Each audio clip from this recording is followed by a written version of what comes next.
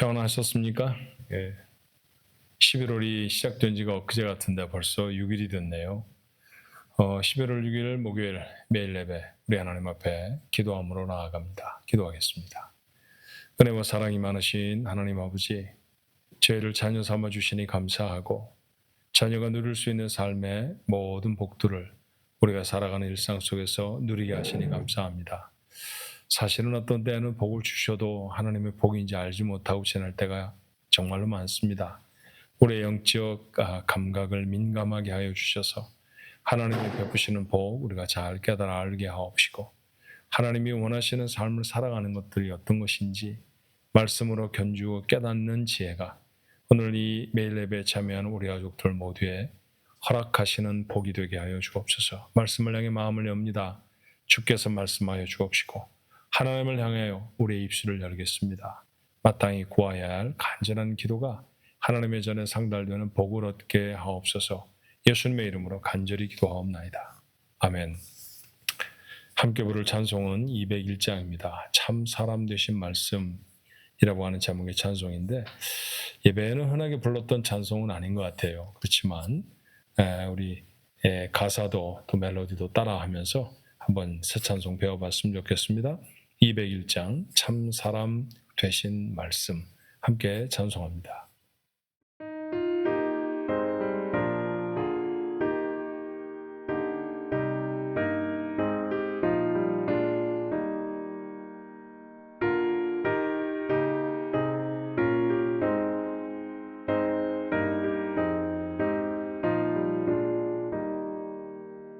참 사람 되신 말씀 하늘의 지혜요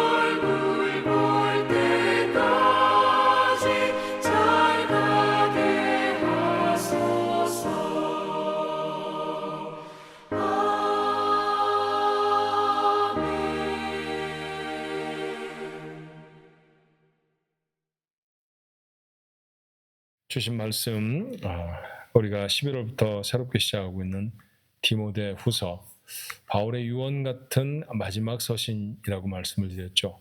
수신자는 물론 에베소 교회를 목회하고 있는 디모데입니다. 디모데에게 보내진 두 번째 편지, 바울의 인생에 남겼던 유언 같은 마지막 말씀. 오늘은 3장 10절로 17절의 말씀을 함께 읽습니다.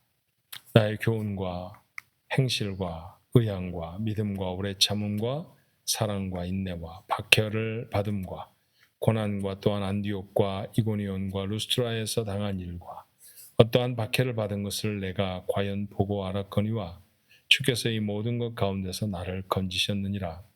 무릇 그리스도 예수 안에서 경건하게 살고자 하는 자는 박해를 받으리라. 악한 사람들과 속이는 자들은 더욱 악하여져서 속이기도 하고 속기도 하나니 그러나 너는 배우고 확신한 일에 거하라. 너는 내가 누구에게서 배운 것을 알며 또 어려서부터 성경을 알았나니 성경은 능히 너로 하여금 그리스도 예수 안에 있는 믿음으로 말미암아 구원에 이르는 지혜가 있게 하느니라. 모든 성경은 하나님의 감동으로 된 것으로 교훈과 책망과 바르게 함과 의로 교육하기에 유익하니 이는 하나님의 사람으로 온전하게 하며 모든 선한 일을 행할 능력을 갖추게 하려 함이라. 아멘. 살다 보면 원칙, 원리 이런 말들을 종종 하게 되죠. 일종의 규칙인데요. 삶을 이끌어가는 정말 중요한 원리일 수 있어요. 예컨대 차도와 같은 것은 어떨까요? 우리가 운전을 하다 보면 차선이 그려져 있는 도로를 가게 됩니다. 보통 중앙이 나누어져 있죠. 그건 반드시 나눠져 있어야 돼요. 왕복 차선인 경우에 중앙이 나눠져 있어서 한쪽은 가는 편, 한쪽은 오는 편 이렇게 나누어서 사용한다는 사실을 압니다. 이 원칙이 지켜지지 않으면 생명과 직결되어 있는 사고가 있을 수 있다는 사실을 아시죠? 저에게는 그런 경험이 있습니다. 막 동네에 페이빙을 새로 하고 길을 새로 깔고 미처 차선을 그리지 못했을 때가 있었습니다. 그래서 군데군데 이렇게 중간을 표시하는 편말들을 세워놓게 되었는데 밤에는 잘 보이질 않더라고요. 그런데 그 길을 얼마간 지나가면서 운전을 하면서 전에 없었던 불안함을 느끼게 됐어요. 늘 다니던 길이었거든요. 변화된 것은 차선이 하나 없다는 것이죠. 자, 지켜야 할 원칙이 없어졌다라는 것과 마찬가지입니다. 그랬더니 더 넓은 길, 내 마음대로 갈 수 있는 자유가 있어진 게 아니라 도리어 내게 허락한 자유, 내게 허락되어진 자유를 제대로 누릴 수 없는 것을 경험하게 됐습니다. 그건 저에게 굉장히 중요한 경험이었어요. 하루의 일과는 어떨까요? 우리는 보통 이른 아침에 일어납니다. 어떤 시간에 따라 좀 다르겠지만 해가 뜨는 것을 기점으로 해서 보통은 하루를 시작하죠. 요새는 아침 한 6시쯤 될까요? 우리 아침 예배를 시작하는 시간쯤이면 그럴 것입니다. 그리고 하루를 마치는 시간은 해가 지고 난 다음에 잠시 쉬거나 아니면 일과를 마치고 10시, 11시 혹 어떤 분들은 12시쯤 잠자리에 들 것입니다. 이런 루틴이 없어지면 대단히 피곤해지죠. 아침에 해가 뜨면 일어나 일터로 나가고 그리고 일을 마친 다음에 집으로 돌아오고 하는 이런 원칙이 있어야 그 삶에 자신이 해야 할 일들의 규칙이 생겨지고 그 일들을 제대로 잘 할 수 있고 그리고 무엇인가를 맞춰놓고 나면 성취감도 들고 하는 그런 것들을 경험할 수 있죠. 어떤 때는 아침에 일어나기 싫다. 근데 여러분 아침이 있어야 일어나요. 저녁에 일이 미루어져서 혹 1시, 2시까지 일을 하신 적이 있습니까? 대단히 피곤하죠. 일이 있으니 그 시간까지 지나긴 했습니다만 그건 삶의 루틴을 깨트리는 일이 되어졌다는 것을 여러분이 아십니다. 이와 같이 우리의 삶에 어떤 원칙들은 삶의 자유를 누리게 하는 중요한 원리가 되어진다라고 하는 사실을 우리가 알게 됩니다. 신앙생활도 마찬가지죠. 신앙생활이라고 하는 것을 조금 멋있게 표현해 보면 이런 말 어떨까요? 거룩한 삶? 거룩한 삶을 살아가는데도 원칙이 필요해요. 무엇을 따라 살아가야 거룩해지는가라는 것이죠. 여러분은 아십니다. 그건 바로 성경이에요. 하나님의 말씀이라고도 하죠. 자, 하나님의 말씀 성경이 우리 손에 들려져 있다는 것이 제게는 대단한 감격입니다. 여러분 생각해 보세요. 하나님은 인간이 이해할 수 있는 언어에 당신의 뜻을 담아서 우리에게 주셨습니다. 번쩍하는 어떤 현상이나 그 현상을 목마르게 갈구하는 것이 아니라 하나님이 우리에게 이해하고 알아낼 수 있도록 하나님의 뜻을 우리가 보통 사용하는 언어라고 하는 것에 담아주셨다는 것은 하나님이 우리를 얼마나 세심하게 사랑하시는지, 하나님이 우리를 얼마나 분명하게 인도하고 계시는지를 증거하는 것 중에 하나입니다. 자, 그렇게 하나님이 우리에게 하신 말씀, 곧 하나님이 우리에게 주신 당신의 뜻을 적어서 주셨다고 하는 것을 우리는 하나님의 말씀, 곧 성경이라고 말하죠. 그 성경은 우리가 지켜야 할, 우리가 따라야 할 원칙입니다. 기록된 성경, 모세가 기록합니다. 선지자들이 기록했죠. 그리고 신약 성경의 기록자들이 성경을 기록해 우리에게 전해 주었습니다. 그 성경이야말로 믿음의 삶을 살아가는 우리들에게 있어서 가장 중요한 원리와 원칙이 되어야 하는 거예요. 목회자였던 바울, 그것도 이제 죽음을 앞두고 있는 노련한 목회자 아닙니까? 그리고 지금 현재 작지 않은 교회, 에베소 교회를 담임하고 있었던 디모데, 그도 사실은 손꼽는 목회자 중에 하나입니다. 그런데 그 연로한 목회자가 지금 하나님의 일들을 멋지게 감당하고 있는 또 다른 목회자에게 보내는 편지에서도 이 간단한 원리가 다시 확인되고 있어요. 자, 15절의 말씀에 보니 어려서부터 성경을 알았나니 성경은 능히 너로 하여금 그리스도 예수 안에 있는 믿음으로 말미암아 구원에 이르는 지혜가 있게 한다라고 밝힙니다. 그의 어려서부터 배웠던 것이 성경 말씀이라고 하는 사실을 다시 확인해 주는 것이죠. 하나님의 말씀은 무엇입니까? 구원에 이르도록 하는 지혜를 만들어 주는 것이에요. 자, 우리가 하나님의 말씀이 없이는 하나님이 우리에게 베풀어 주신 구원을 우리가 누릴 수도 없고요. 구원의 온전한 단계에 이르를 수도 없다라는 것이죠. 하나님의 말씀을 따라 사는 삶이 필요합니다. 자, 성경은 다시 바울의 표현대로 무엇입니까? 16절에 하나님의 감동으로 된 것입니다. 쉽게 말하면 하나님이 쓰셨다라는 거예요. 사람이 대필은 하지만 하나님이 쓰셨다라는 것입니다. 마치 이런 거와 마찬가지일 거예요. 만약에 제가 제 비서를 옆에 두고 그날따라 제가 타이핑을 할 수가 없어서 내가 부르는 것을 타이핑해 주세요라고 부탁하고 무엇인가를 쭉 불러 읽었다고 하면, 그래서 한 통의 편지가 만들어졌다고 하면, 그게 여러분에게 도착했을 때 그곳의 서명은 타이핑을 친 타이피스트의 서명이 아닙니다. 제 서명이죠. 제가 쓴 편지입니다. 타이프를 직접 치진 않았다 할지라도, 쉽게 옛날로 돌아가 말한다고 하면 제가 펜을 굴리지는 않았다 할지라도 그것을 기술한 사람이 나였다고 하면 그것은 내가 만든 편지인 것이죠. 그렇습니다. 모세의 손을 통해서 적어 우리에게 전해주셨다 해도 그 말씀은 하나님의 말씀인 것이고요. 마태나 누가가 적어 우리에게 전해주었다 해도 하나님이 그들에게 감동하셔서 적게 하셨으므로 그것은 하나님의 말씀입니다. 이건 하나님이 우리에게 하신 말씀이라는 뜻을 가지고 있죠. 그 말씀이 우리에 도착했을 때 이뤄내는 일들에 대해서 16절 하반절은 말해요. 교훈과 책망과 바르게 함과 의로 교육하기에 유익하다라고 했습니다. 교훈, 가르친다, teaching이라는 말로 영어로는 번역했고요. 책망, rebuke, 누군가를 나무란다라고 하는 말로 기록되어 있고요. 바르게 함, correction, 흐트러진 것들을 제대로 모양을 갖춘다고 할까요? 의로 교육, training in righteousness라고 영어 성경은 적어요. 자, 하나님의 말씀을 읽을 때 그 말씀은 우리에게 교훈이 되어지고, 하나님의 말씀을 읽을 때 이렇게 살면 안 되는구나, 내가 제대로 다시 살아야 되겠구나라고 책망받기도 하고요. 하나님의 말씀을 읽을 때 우리는 우리의 삶에 흐트러진 부분들을 바로 하게 되기도 합니다. 하나님의 말씀을 읽을 때 우리는 의로 교육을 받아 의로운 삶을 살아가도록 우리가 훈련되어질 수 있는 것이죠. 하나님의 말씀을 빼놓고는 이루어낼 수가 없는 일이에요. 자, 이것이 우리를 교훈하고 책망하고 바르게 하고 의로 교육해서 무엇을 이루게 합니까? 17절의 말씀입니다. 이는 하나님의 사람을 온전하게 하며 모든 선한 일을 행할 능력을 갖추게 하려 함이라.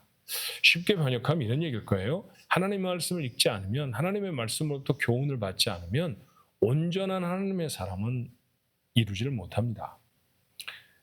하나님의 사람으로 적당한 하나님의 사람, 이런 건 없죠. 제대로 된 하나님의 사람으로 살아가려고 모두가 다 마음의 소망을 가질 터인데 그러려고 하면 우리의 삶의 필수적인 것, 그건 바로 하나님의 말씀이어야 한다는 거예요. 또 하나, 하나님의 일을 행할 능력도 하나님의 말씀을 읽음으로 합니다.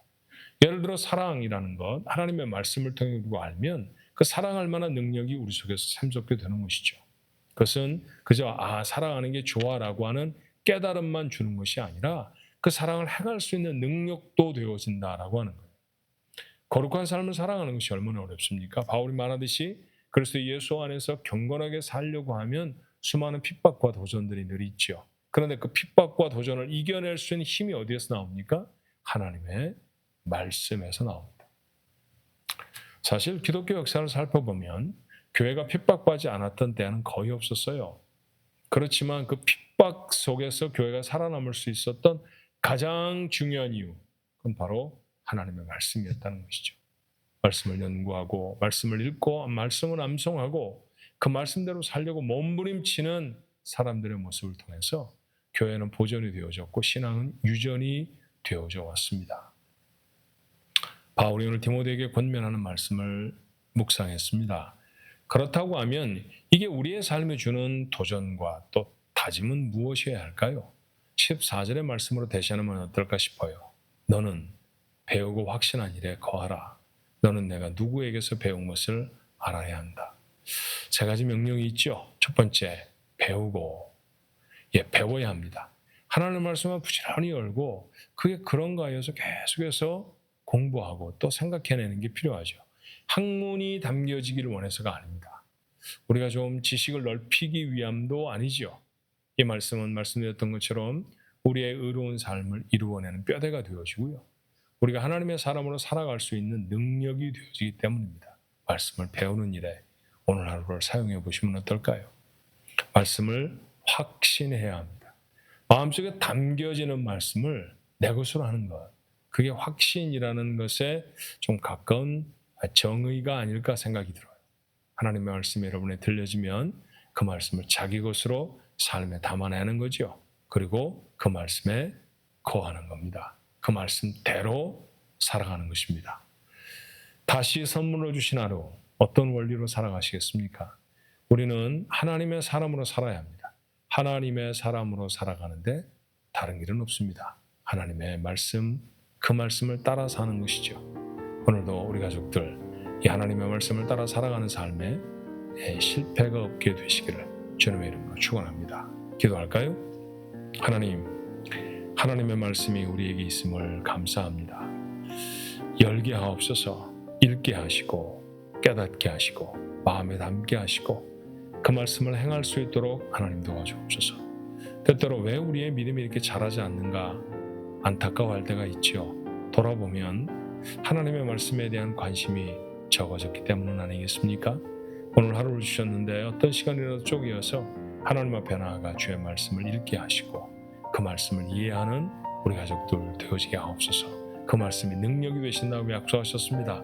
그 말씀이 선을 행할 능력이 되게 하시고 나로 하나님의 사람이 되게 하는 능력이 되게 하여 주시옵소서. 오늘 한 날을 살아갈 때에도 하나님의 사람을 온전히 살아내 주 앞에 영광을 돌리는 우리 가족 모두가 되어지도록 주님 축복해 주옵소서. 예수님의 이름으로 간절히 기도하옵나이다. 아멘.